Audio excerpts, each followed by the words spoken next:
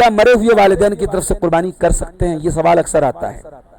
دیکھیے، ہمارے یہاں مسئلہ یہ ہے کہ لوگ زندگی میں نیکیوں کی قدر نہیں کرتے، زندگی گناہوں میں گزرتی ہے، زندگی نماز سے دور، زندگی دین سے دور زندگی میں، اور مرنے کے بعد لوگوں کو بڑی چنتا ہو جاتی ہے کہ ماں کی طرف سے قربانی کر دیں، باپ کی طرف سے قربانی کر دیں۔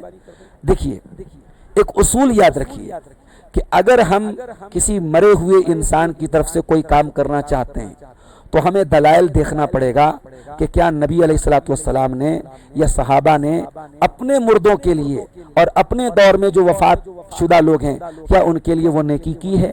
اگر نہیں کی ہے تو ہمیں نہیں کرنا چاہیے۔ لو کان خیرا لسبقونا الیہ، یہ اصول بنا لیجیے کہ اگر یہ کام اچھا ہوتا اور صحابہ کر سکتے تھے تو وہ ضرور کرتے۔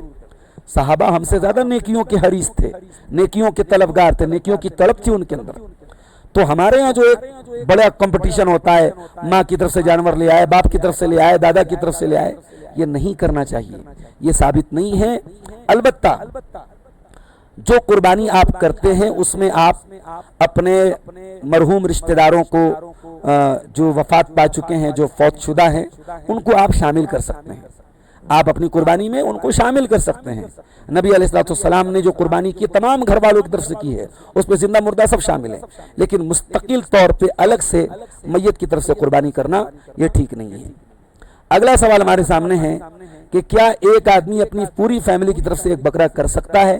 جیسا کہ میں نے آپ کو حدیث پڑھ کے سنائی حضرت ابو ایوب انصاری کی، اور یہ حدیث آپ کو صحیح مسلم کے اندر ملتی ہے۔ وہ کہتے ہیں کہ اللہ کے رسول کے دور میں صحابہ ایک بکرے کی قربانی پورے گھر والوں کی طرف سے کر لیتے تھے، بعد میں لوگ مباحات کرنے لگے، بڑھا چڑھا کے کرنے لگے، تو حضرت ابو ایوب انصاری نے اس پر طنز کیا، اس پر کرٹیسائز کیا، تو پتہ یہ چلا کہ ایک جانور کی قربانی پوری ایک فیملی کی طرف سے ہو سکتی ہے، اس سے زیادہ کوئی کرنا چاہے تو کر سکتا ہے، لیکن فخر کے طور پہ اور دکھاوے کے طور پہ نہیں کرنا چاہیے۔ کیا قربانی کا گوشت کن لوگوں میں تقسیم کرنا چاہیے؟ اللہ تعالیٰ نے قرآن کریم میں فرمایا قربانی کا ذکر کرتے ہوئے فَقُلُوا مِنْهَا وَأَطْعِمُوا الْبَائِسَ الْفَقِيرَ، قربانی کا گوشت خود کھاؤ اور غریبوں اور فقیروں کو کھلاؤ۔ حدیثوں میں اللہ کے نبی نے فرمایا کُلُوا وَتَصَدَّقُوا وَادَّخِرُوا، کھا بھی سکتے ہو، صدقہ بھی کر سکتے ہو، ذخیرہ اندوزی بھی کر سکتے ہو۔ تو شریعت نے کوئی کرائیٹیریا نہیں بنایا کہ ہم کتنا کھائیں، کتنا بانٹیں، کتنا صدقہ کریں۔ بعض علماء نے، بعض اہل علم نے قربانی کے 3 حصے کرنے کی بات کہی ہے کہ 1/3 حصہ جو ہے وہ ہم غریبوں میں تقسیم کر دیں، 1/3 حصہ رشتہ داروں میں بانٹ دیں، اور 1/3 حصہ خود استعمال کریں، مگر اس کی کوئی مضبوط دلیل نہیں ہے۔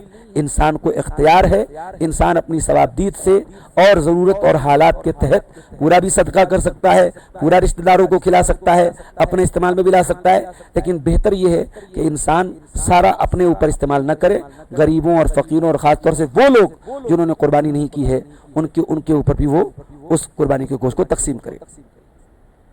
کیا قربانی کی کھال بیچ سکتے ہیں؟ حدیث میں منع کیا گیا ہے۔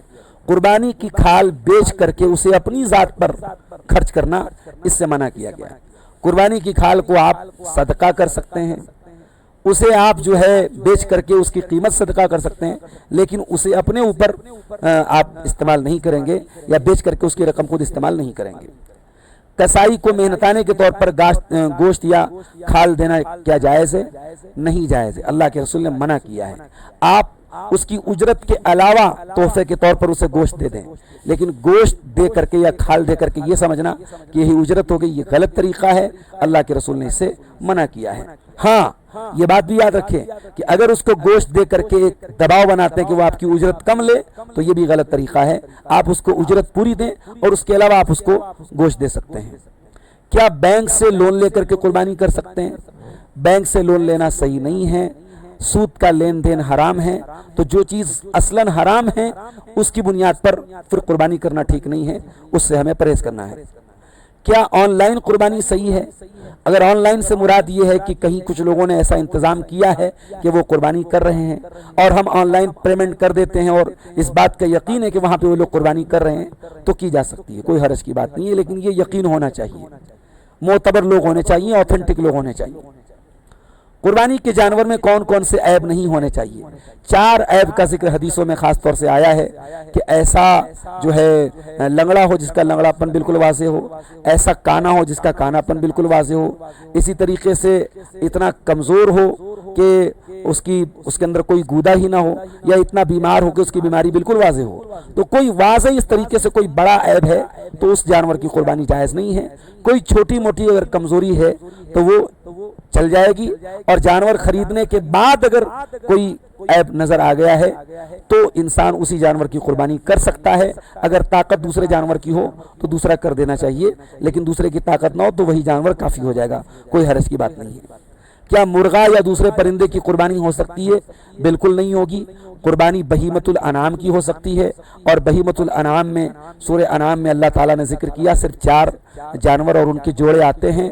اس میں گائے بیل کا ذکر ہے، اس میں اونٹ اونٹنی کا ذکر ہے، اس میں دمبا دمبی کا ذکر ہے، اور اس میں بکرا بکری کا ذکر ہے، اور دمبا میں بھیڑ اور بھیڑی بھی شامل ہے۔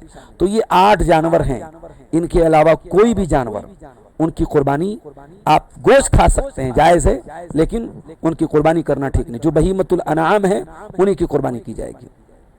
کیا عقیقہ اور قربانی ایک ہی جانور میں ہو سکتے ہیں؟ ثابت نہیں ہے۔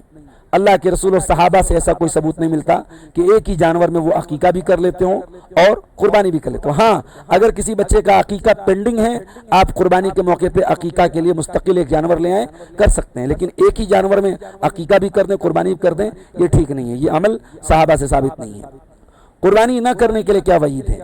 اللہ کے رسول کی حدیث میں نے آپ کو پڑھ کے سنائی، بڑے سخت الفاظ ہیں۔ قربانی کی طاقت ہے اور نہ کرے تو ہماری عیدگاہ کے قریب نہ آئے۔ تو گویا کہ وہ عید الاضحیٰ کی خوشیاں منانے کا اسے حق نہیں ہے، لہٰذا جس انسان کے پاس استطاعت اور طاقت ہو اسے ضرور قربانی کرنا چاہیے۔ کیا بال اور ناخن نہ کاٹنے والی حدیث صحیح ہے؟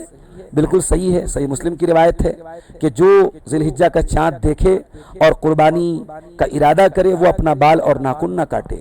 جو گھر کا مین مکھیا ہے، جو مالک ہے مال کا، اس کے لیے یہ حکم ہے۔ باقی لوگوں کے لیے بہتر ہے کہ وہ بھی اپنے بال اور ناخن نہ کاٹیں۔ اور جس انسان کے پاس قربانی کی طاقت نہیں ہے اس کے بارے میں بھی ابو داؤد کی ایک حدیث ہے اور حسن درجے کی حدیث ہے کہ اگر وہ اپنے بال اور ناخن کو نہ کاٹے اور عید کے دن جب تمام لوگ قربانی کر لیں اس دن وہ اپنے بال اور ناخن کاٹ لے تو اس کو بھی قربانی کا ثواب فتل کا تمام اضحیت ہی، اس کو بھی قربانی کا ثواب ملے گا۔ لہٰذا جس کو قربانی نہیں کرنا ہے اس کو بھی بال اور ناخن نہیں کاٹنے چاہیے۔ کیا بیوی اپنے پیسوں سے الگ قربانی کر سکتی ہے؟ اگر شوہر نہیں کر رہا ہے تو کر سکتی ہے، شوہر کر رہا ہے تو کافی ہے، اس کو الگ سے کرنے کی ضرورت نہیں ہے۔ ہاں، اللہ تعالیٰ نے اگر عورت کو صاحب مال بنایا ہے اور اس کو جذبہ ہے کہ ہم اپنی طرف سے بھی کچھ قربانی کریں تو کرا سکتی ہے، کوئی حرج کی بات نہیں ہے، لیکن اتنا کچھ خاص مال ہو نہیں، نہ مال ہو اور شوہر آلریڈی قربانی کر رہا ہو تو بلا وجہ دکھاوے کے لیے یہ کام نہیں کرنا چاہیے، لیکن عورت کے پاس اگر مال ہو تو وہ قربانی کر سکتی ہے۔ کیا ای ایم آئی پر جانور خریدنا جائز ہے؟